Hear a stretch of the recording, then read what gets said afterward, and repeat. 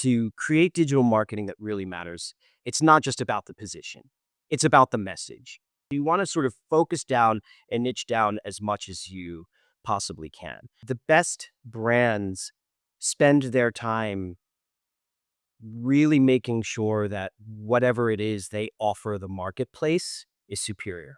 Hello and welcome to the Business of Architecture. I'm your host, Ryan Willard, and today we have the pleasure of speaking with Elias Christeas, a man who grew up surrounded by the world of architecture, engineering, and construction.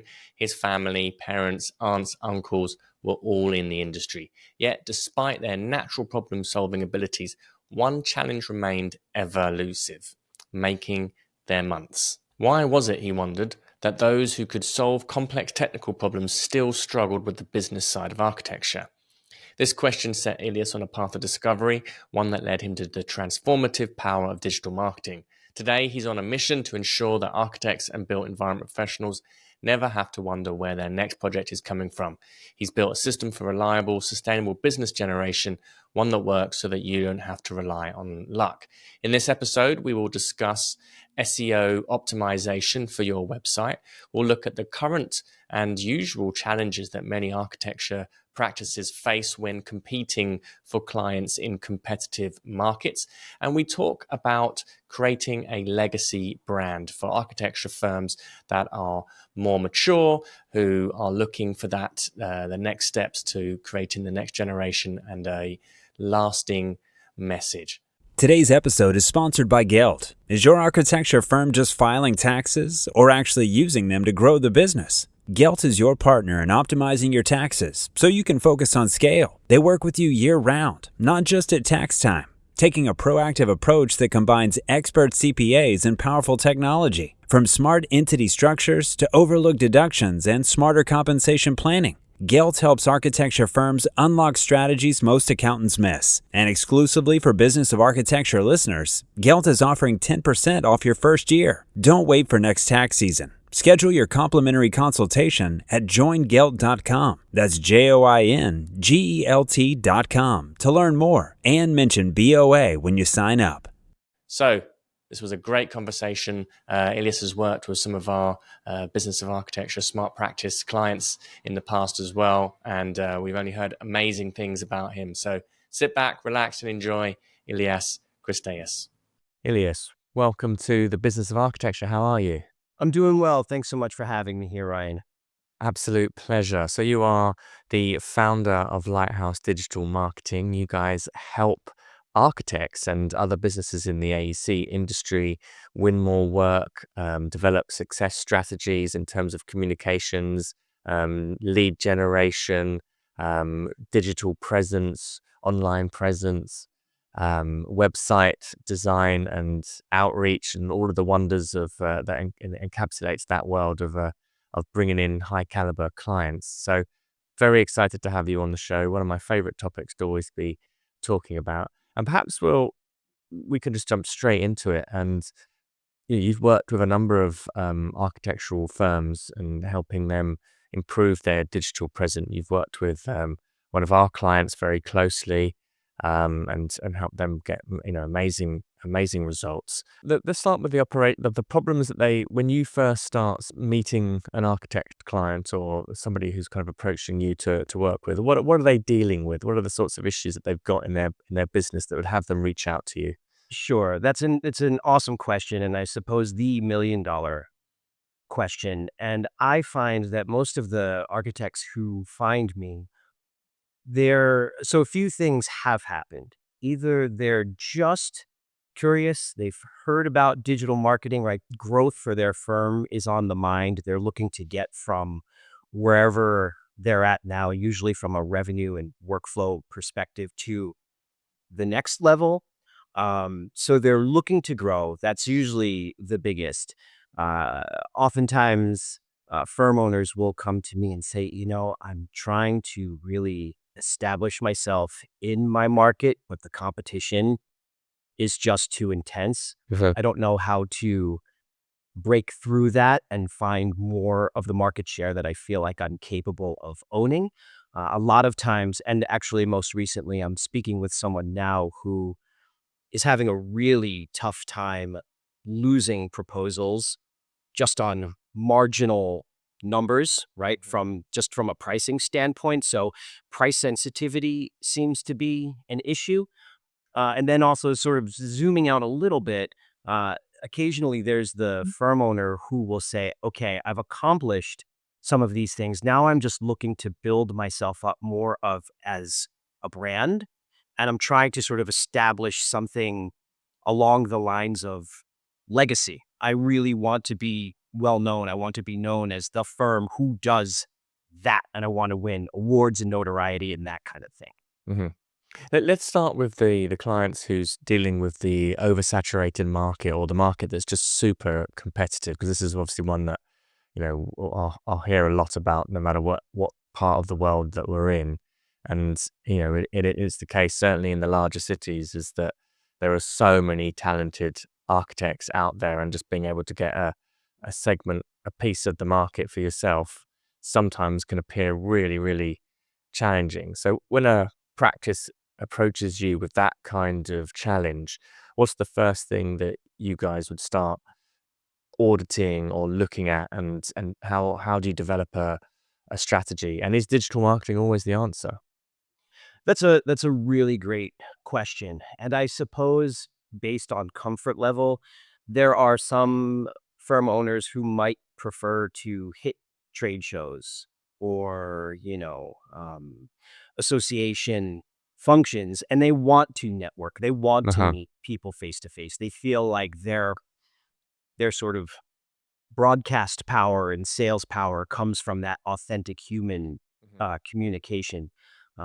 So if it makes sense to pursue that, then of course I'm 100% behind that. Uh-huh. But I think, with the world being as large and as small as it is, and a firm is really just trying to break into that space in their local market, of course, SEO, search engine optimization, is one of the first things that we'll look at to see how good of a job they're doing or not, right? And so for those of you out there who might be new to what search engine optimization is, that's when we all go to our keyboard and research on Google for whatever it is we hope to find, right? So we'll start there and we'll do, um, an off the hip assessment just to sort of get a sense of where things are, and then start the dialogue to see if search engine optimization and digital marketing in general is worth investing in, if it meets their business goals. And if it does, then we go deeper and we start to look more,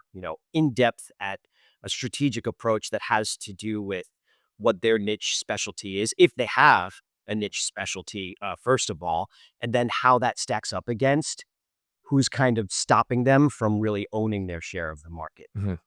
Well, it's interesting that you say that difference between the firm owner who perhaps has more of the personality that's extroverted or comfortable with people, and that can become a real core part of their marketing process, is actually going out, speaking, meeting people, and then the other part for the firm owner who perhaps is more introverted and is more comfortable a bit more behind the scenes, then certainly things like SEO and digital optimization become a very powerful strategy.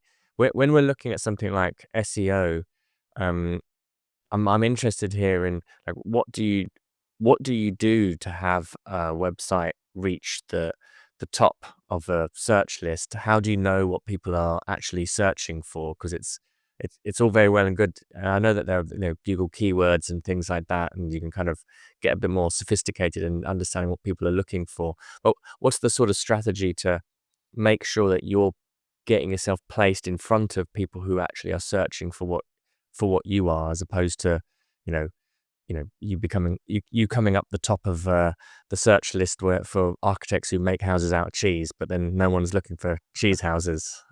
I love that. And so what you're touching on there, Ryan, is actually a really important misconception, I think, that can do architects, engineers, as well as contractors more harm than good. And the misunderstanding is this. Actually, case in point, I recently spoke with somebody relatively local to where I live, and this contractor says, "No, no, I don't need you. I rank on page one of Google. I rank at the top of Google. Look. And he gave me his name and the name of the business and showed me the search engine results page and was like, there I am. And I said, yes, that's wonderful. But how many potential new customers, right? You know where I'm going with this, Aesthetic know for the name you. of your, right? Know the name of your business or know your name. And he just kind of went silent. I said, the art of search engine optimization is, and yes, of course, you do want to rank for your name. You do want your business to appear for what's called direct search. Mhm, But what's more important, especially when you're looking for new customers, is to rank for what's called relational business terms, right? So let's just say, you're an architect who specializes in sustainable architecture, right? You'll want to start to build out an SEO strategy that has to do with sustainable architecture, whether that's your design philosophy, that phrasing itself, materials that you use, your process. You want to be cognizant of all of that and then just play around, right? So take sustainable architecture and, of course, the city or town or region where you are, where you want to serve and do your work, and then just look for that. So if you want to be, or if you are a sustainable architect in the Southwest, mhm, well, then you might want to look up sustainable architecture firms in New Mexico and Arizona mhm, and then see who comes up, right? So you want to start with that high level assessment just to see what terms are actually being used and who comes up. And then you want to look more critically and use search engine research tools to actually build out more specific strategies that can help your website rank on the front in terms of content, mhm. and then from behind the scenes in the more sort of digital, less, less flashy space, which has to do with, code and HTML and all of the rest. Mhm. And so is it important then to have a kind of a good understanding of who your demographic is and what their problems or pains are, just so that you've got more of an understanding of the sorts of things that they're going to be typing into the keyboard when they sit down and they're frustrated with whatever the problem is that you're about to solve for them. Um, and how do you, and if that is the case, how do you establish that pain, or how do you find out about it? It's another wonderful question. So, in terms of figuring out, so I think when we're trying to solution and figure out why a firm might not be getting the business that they hope for, it's one, it's do they appear, right? Do they rank? For a lot of search engine optimization specialists, that's where they stop working. They go, look, you rank on page one of Google or whatever the platform is, and say, great, we did a job well done. But to create digital marketing that really matters, it's not just about the position. It's about the message. Mhm, And the best message isn't, hey, we're the best sustainable architecture firm in Arizona. Nobody really likes to do business with people who just talk about themselves. They want it to be pain point driven.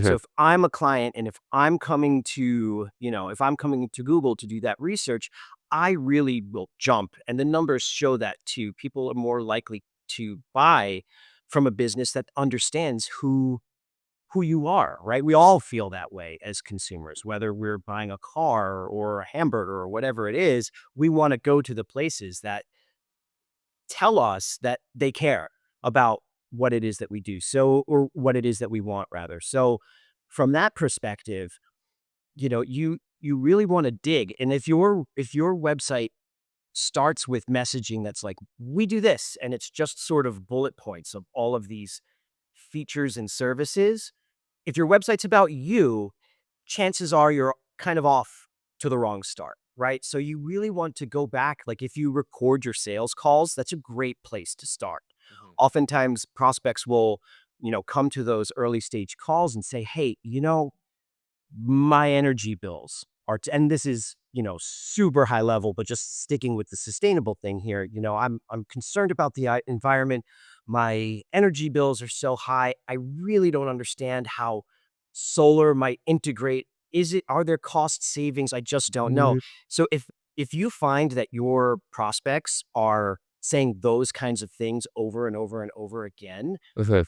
well, then chances are for you to be successful when it comes time to give a proposal and then ultimately convert that prospect into a client, yes, your messaging needs to be about those pain points. Mhm.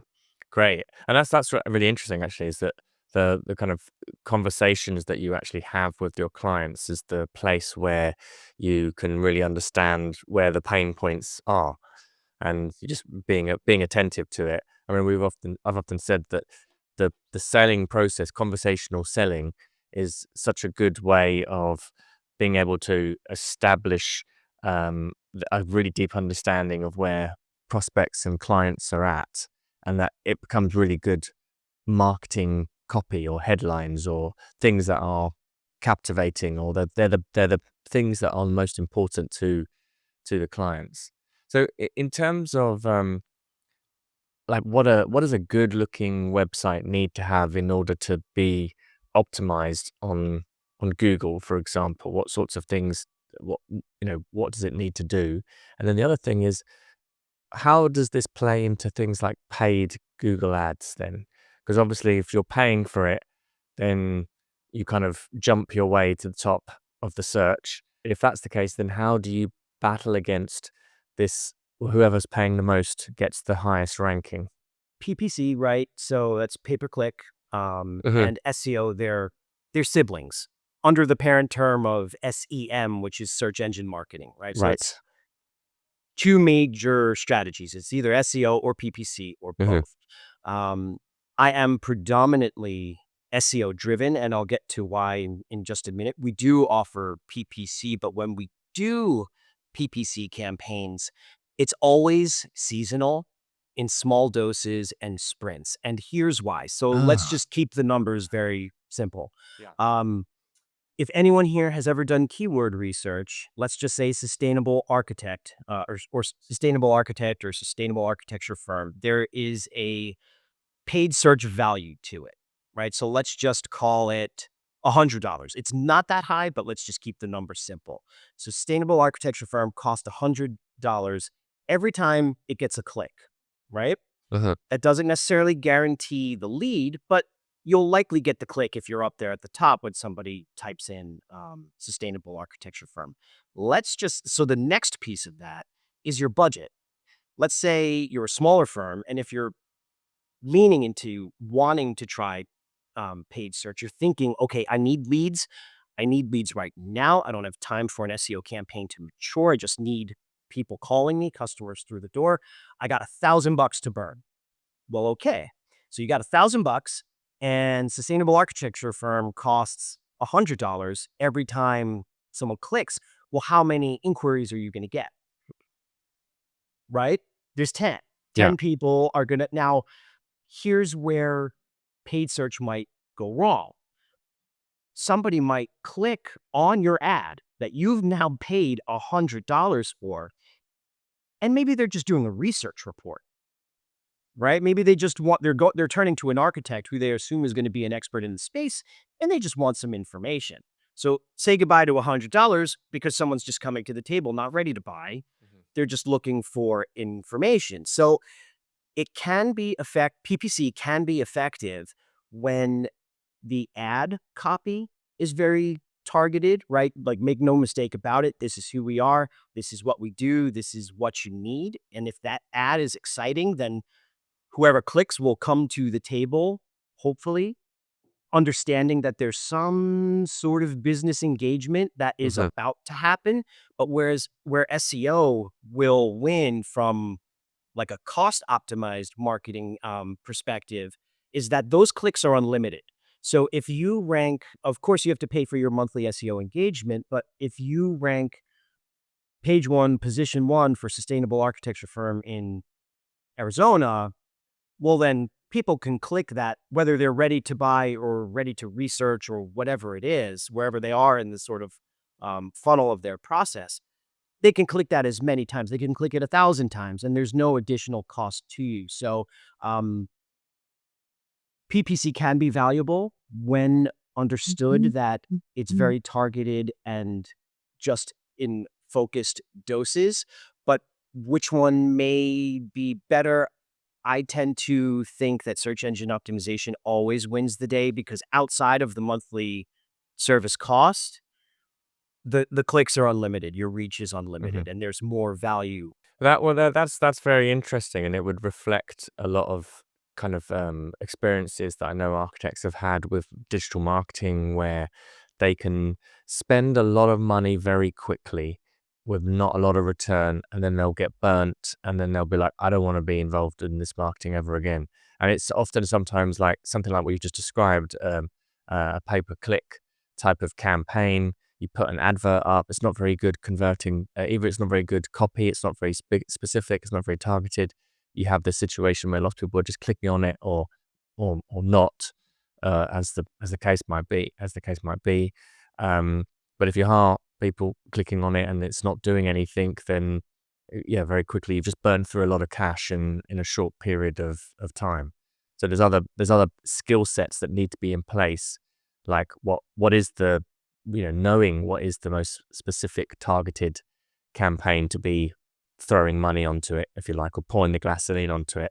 And that often comes from, I would imagine it would come from, if you understand your SEO much better and you've got organic traffic and searchable traffic, you have a better understanding of what sorts of specific campaigns are going to work.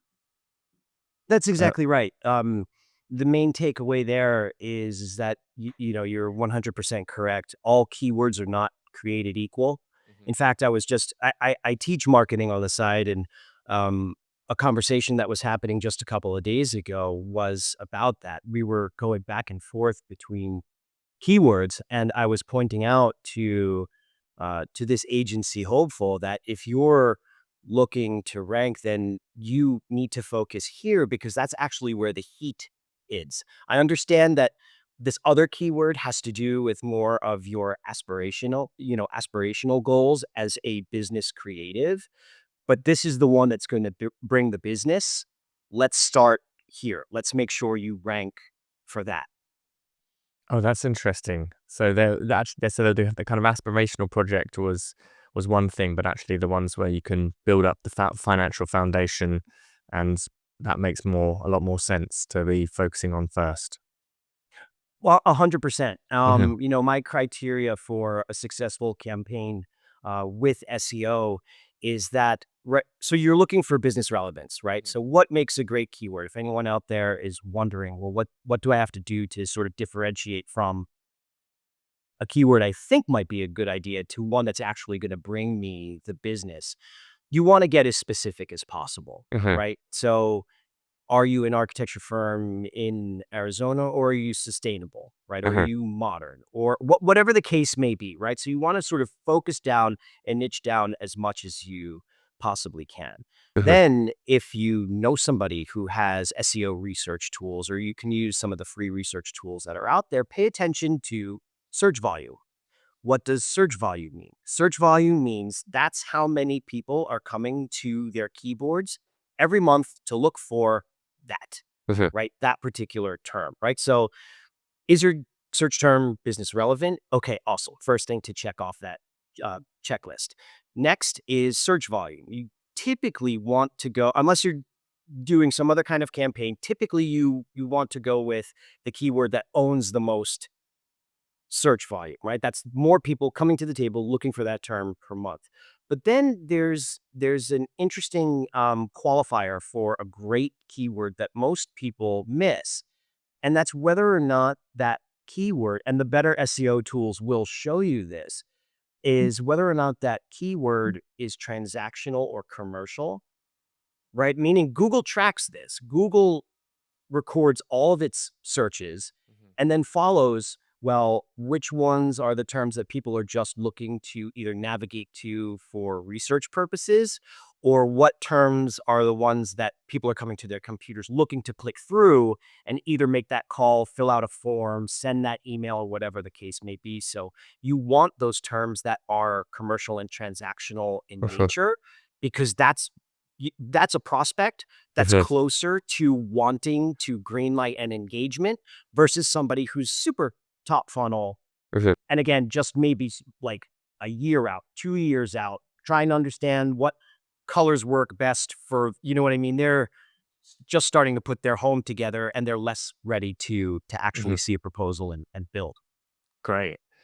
How do you see, we're kind of seeing more AI generative searches happening now on Google, and it's very difficult to avoid anything AI nowadays.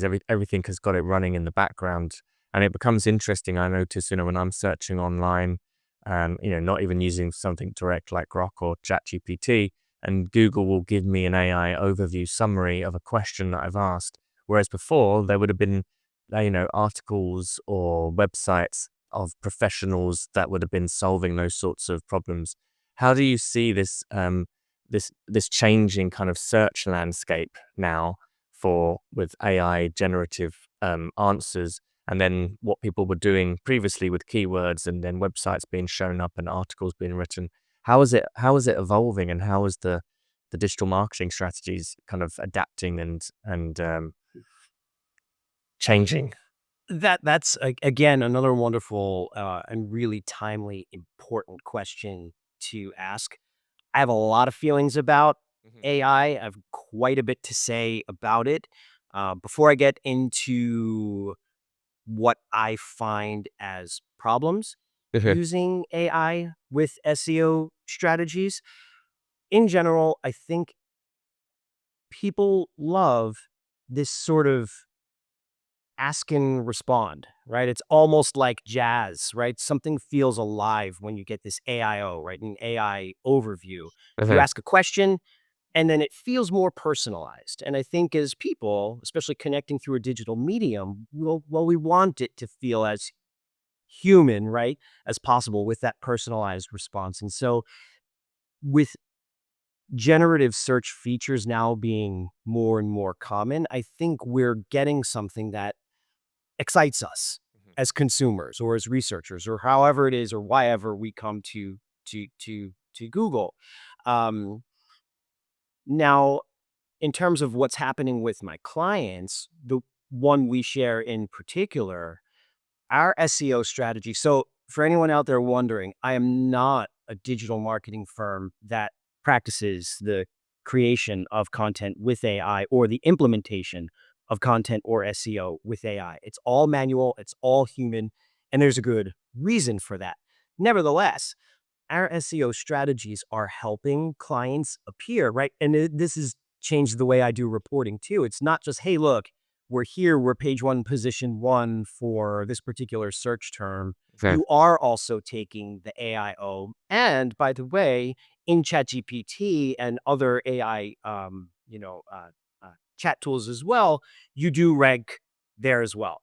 ChatGPT also knows who you are. It references you as the cited source for all of these queries. Mhm. Now, how do you do that? Well, old school SEO actually still has a place with making sure you rank on Google and then making sure you rank in generative search features. And I don't know if this is anything foreign, it's not a new topic, but if you look into creating authoritative quality content, Google actually has pretty strict guidelines. So if Okay. you can create content based on your experience, based on your expertise, based on your authority in a way that's trustworthy, right? And trust as authentic expression specific to you, and you write enough of that, Google software is pretty smart. It's going to figure out that, hey, somebody just asked me this. Here's this amazing answer to that query. I'm going to give that content. And I don't think you need AI to necessarily generate that content for you. I mean, and it's interesting, and it's again, the generative search functions that we see now. It's almost like you're not asking for AI. You're not asking for an AI response, but Google gives it to you anyway. And I wonder about the because sometimes when I'm searching for stuff online, I have to deliberately ask for ChatGPT or whether it's Google. Where did you get this information from? Give me the original sources, because it likes to just sort of, you know, compile this mishmash of an answer.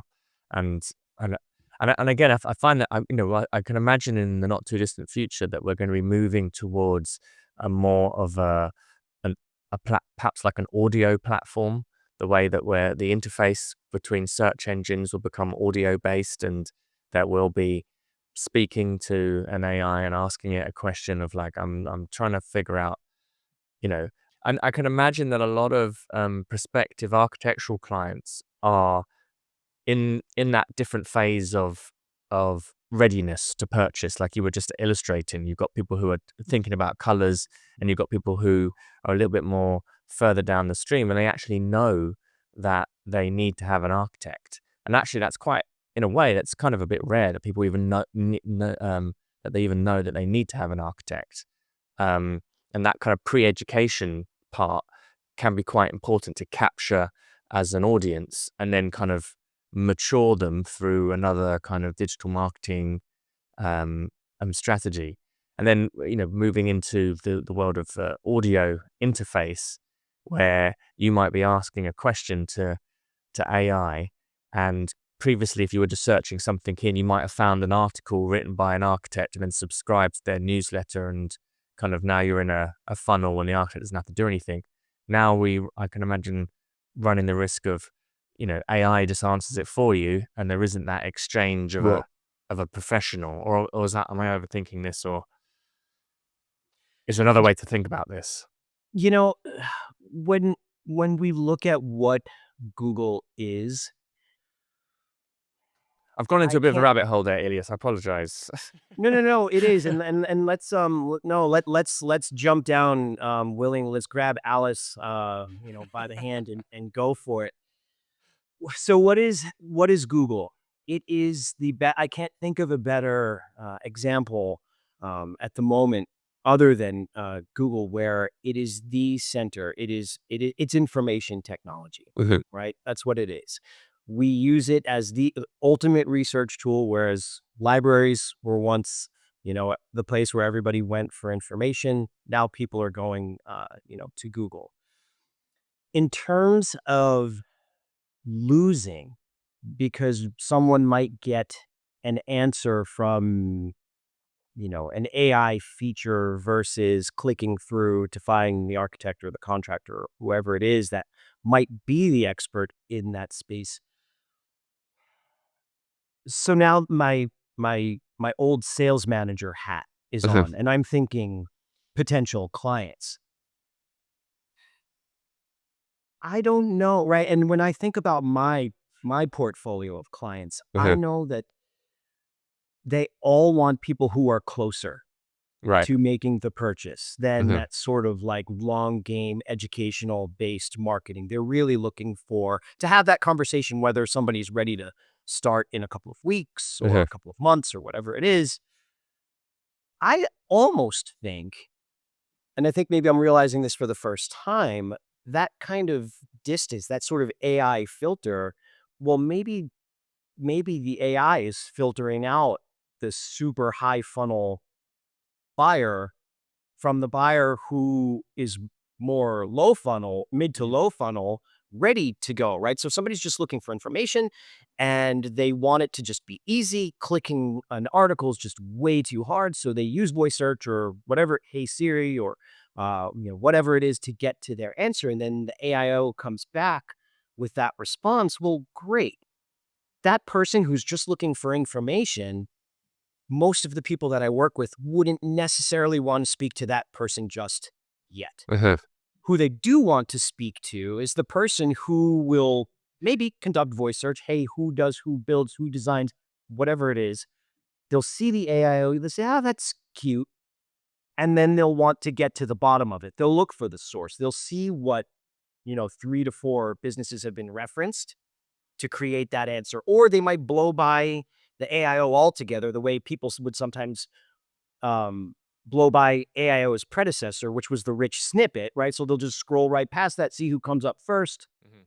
and then click through just because there's more of an earnestness there. There's more of a commitment to find Mhm. the person who does offer that. So I don't know. I think it's a very interesting question. I never really looked at it that way, but now it's just sort of brainstorming and thinking about it out loud. Yeah, I guess we could kind of see that AI then is acting like a qualifier for us, Mhm. and actually, yeah, it kind of starts to separate the clients who are more ready, and I mean, that's more valuable to get that kind of person, or it's more immediate anyway, to get that kind of person into your funnel. I want to go back to the different types of clients that you were saying that you often meet, and talk about the on the other side here, um, the client who's interested in legacy and brand.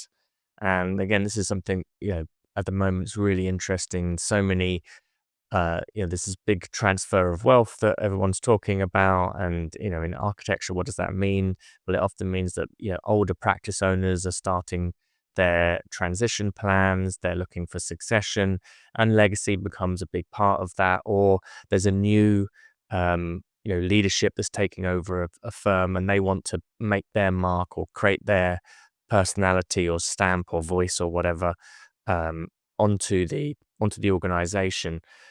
What do you do with those sorts of companies that are interested in brand and legacy? Like, how would you describe brand for starters?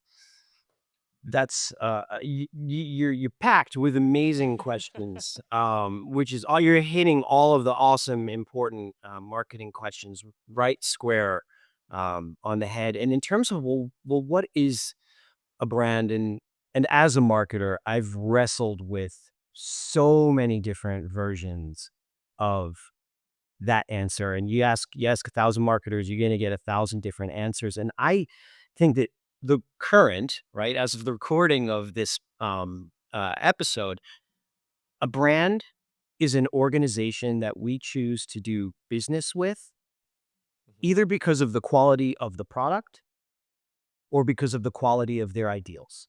mhm, And in a perfect world, it's both, mhm, right? The best brands. It's a wonderful product. And man, their ideology, their value system, that's really on par with who I am. And that's why I'll choose this brand over that brand every single day of the week. So the best brands spend their time really making sure that whatever it is they offer the marketplace is superior. It's world class. And I think from a legacy perspective, that's the most important piece. People want to know that, when they walk away. And in fact, I was having a conversation with a healthcare architect, now retired, just a couple days ago. It is that they want to be known for this. When they look over their shoulder and they're like, man, this is what I was doing the last 40 years or more of my life. Like, did it matter? mhm. Right? Will people remember? Did I move the industry forward somehow, or wherever an architect finds himself working? So when it comes to the legacy piece, I find that actually SEO is still important, because Mhm. now we're not thinking about SEO for leads, right? We're not just lead gen, lead gen. I need clients through the door. We can take a breath. We've been there, done that. Yeah, yeah. Now let's focus on, well, the aspirational stuff, the stuff Mhm, that has real depth and real meaning. Well, as it turns out, you can make that rank as well. You know, mhm, who built the best hospitals in the 21st century? Let's just say that's a search, right? That would be something you'd want to own. And are there downstream business benefits that come from appearing for a search like that? Or is it just, I own that space because I just need to? I'll sleep better at night knowing that that's something that belongs to me. mhm. Then we can do that. So How does SEO, what does a digital marketing strategy look like for an organization that is interested in establishing their legacy? Right. so so you will transition from the lead gen machine, which is sort of like where most of my clients are. Everybody's trying to break in and be competitive in their space and have perfect fit clients coming through the door. Mhm, Transitioning to legacy, you really want your digital assets to be, again, world class, to be as beautiful as possible. And you want, right? So, this idea of legacy, of who I am, and almost like just that signature visceral feeling that you want to be remembered for, well, then we look at what we're really into website design. And whereas from a lead gen perspective, we might push away aesthetic considerations because there's more important needs.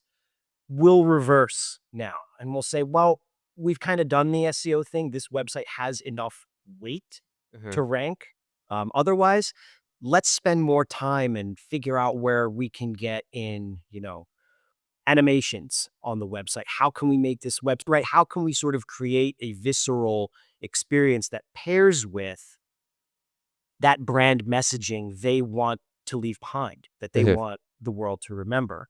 Another wonderful way to do that is one through the website, yes, and now an emerging platform that's about to surpass Facebook, because it was previously Google, Facebook, and then everybody else.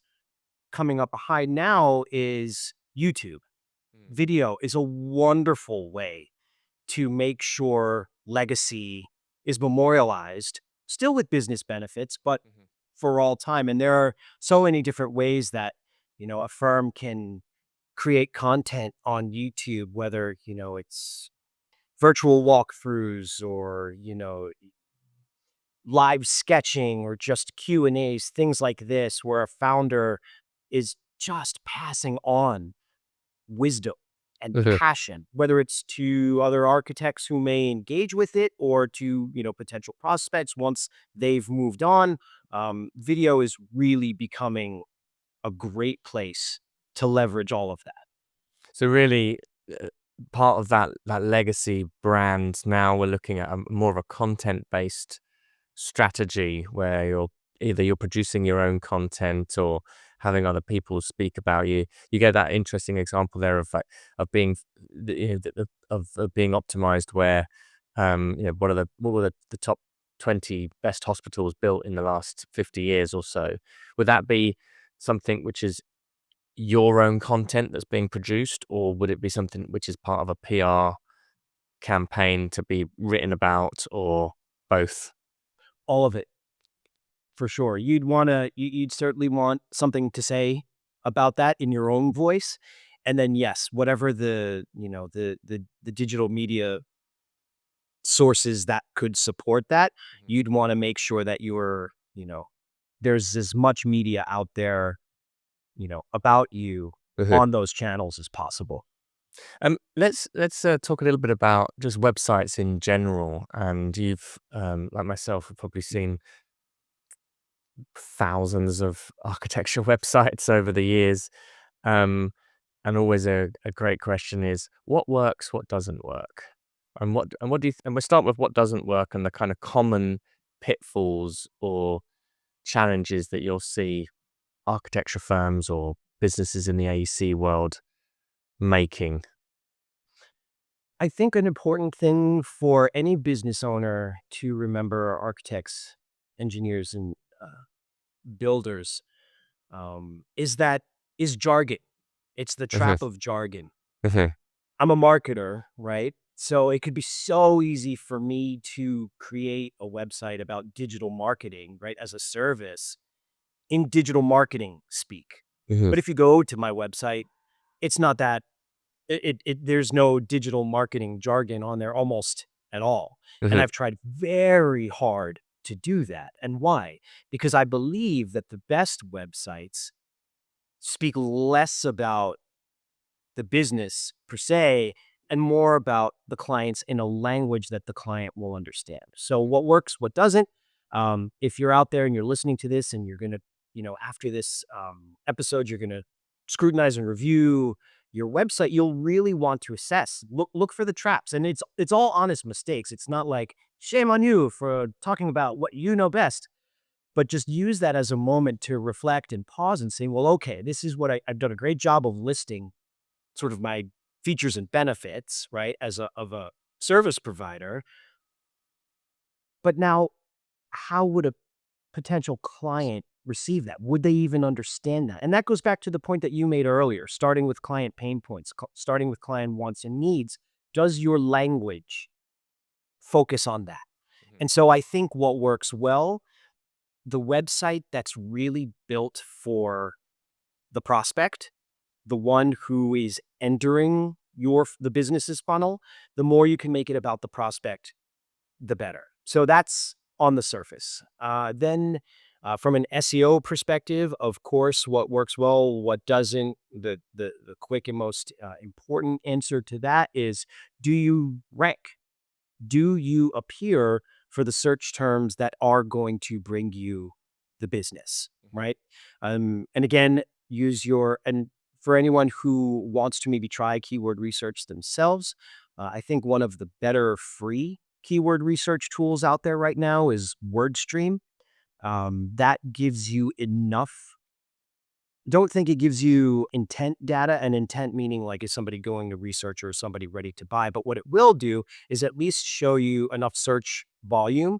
And that should be enough for you to understand, like, well, okay, the architect who builds homes out of Swiss cheese versus the architect who builds homes out of Gouda, right? Which one is going to be better for me to choose for my firm? So using the data to create that content, that's going to be big. Mhm. Another wonderful free tool that anyone out there can use is SEO Meta One Click.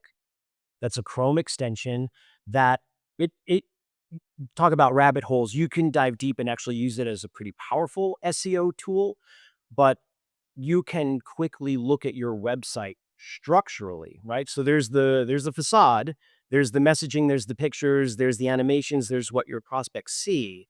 But behind that, the foundation of your website, it can show you whether or not Google also likes your website. Google will, right? Because what do we build websites for? We build it for people, of course, but we also build it for search software if we're clever about it.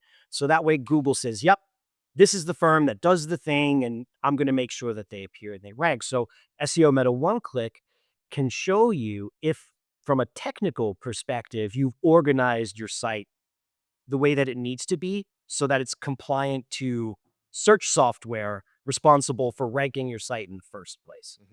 So what works, what doesn't, it's got to, you do need to have a beautiful site. You do need to speak in a message that the customer will, or the prospect will appreciate, that means the most to them. And then from a technical perspective, of course, there's the SEO, and that's data tools that are going to give you the words that matter. And then also some other unsung hero tools that will show you from a foundational perspective what works, what doesn't, so that way that you can rank. Amazing. Brilliant. I think that's a good place for us to conclude. I know we kind of scratched the surface there, but that was such an Yeah. interesting dive into digital marketing strategies for architecture firms. And if there are people listening to this who'd be interested in improving their SEO, lead generation, bringing in more of the right kinds of clients, and they want to use a digital marketing strategy, what's the best way for them to get in touch with you? Um, if you looked up architecture firm marketing agency, as it turns out, I do rank at the moment for number one on Google nationally. So you can't help but find me for the business terms that are most relevant to me. But lighthouse-digitalmarketing.com is my website. And then info at lighthouse-digitalmarketing.com will start the conversation. And I'm happy to help in any way that I can. Amazing. We'll put all that information into the information of the podcast here. Cool. Elias, that was amazing. Thank you so much. Really enjoyed that conversation, and I'm sure we might have you back on the show again. I know we were talking previously about doing a case study with our shared client, and that could be a really nice conversation to follow up with as well at some point. So thank you so much. Really enjoyed speaking with you. Likewise, Ryan. Thank you so much. And that's a wrap. Hey, Enoch Sears here, and I have a request. Since you are a listener here of the Business of Architecture podcast, Ryan and I, we love putting this podcast together. We love sharing information as much as we can glean from all the other industries that we're a part of to bring it back to empower you as an architect and a designer. And one thing that helps us in our mission is the growth of this podcast, simply because it helps other architects stand for more of their value, spreads the business information that we're sharing to empower architects together so architects, designers, engineers can really step into their greatness, whatever that looks like for each individual. And so here my simple ask is for you to join us and be part of our community by doing the following: heading over to iTunes, and leaving a review of the podcast.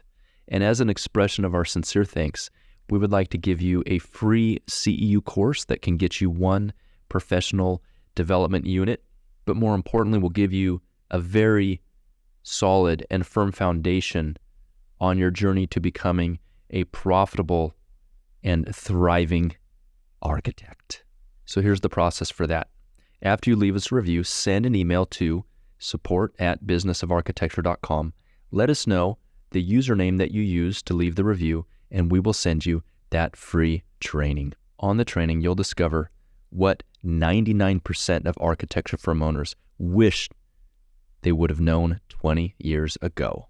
Today's episode is sponsored by Gelt. Is your architecture firm just filing taxes or actually using them to grow the business? Gelt is your partner in optimizing your taxes so you can focus on scale. They work with you year-round, not just at tax time, taking a proactive approach that combines expert CPAs and powerful technology, from smart entity structures to overlook deductions and smarter compensation planning. Gelt helps architecture firms unlock strategies most accountants miss. And exclusively for Business of Architecture listeners, Gelt is offering 10% off your first year. Don't wait for next tax season. Schedule your complimentary consultation at joingelt.com. That's joingelt.com to learn more and mention BOA when you sign up. This episode is sponsored by Smart Practice, Business of Architecture's flagship program to help you structure your firm for freedom, fulfillment, and financial profit.